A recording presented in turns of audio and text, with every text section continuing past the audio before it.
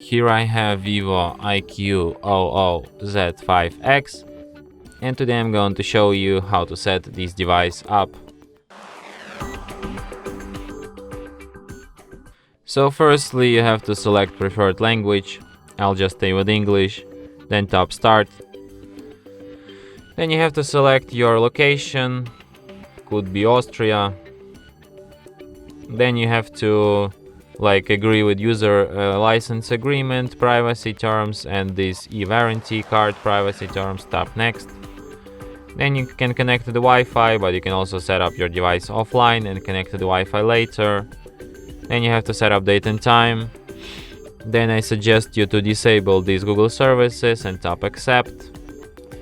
Here you can set up unlock method, but you can also just skip this step and do this later in settings, or just don't do this at all.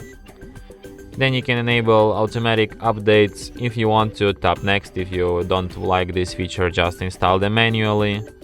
Then you have some TVS quick pairing feature, could be okay. Then you have to select system navigation mode. I suggest you to use gesture navigation. In my opinion, it's much more better than 3 buttons. If you don't know how to use it, tap learn gestures and then tap next.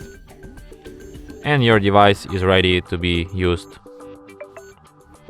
And that's it. Thanks for watching. If you find this tutorial useful, don't forget to hit that like button and subscribe to our channel.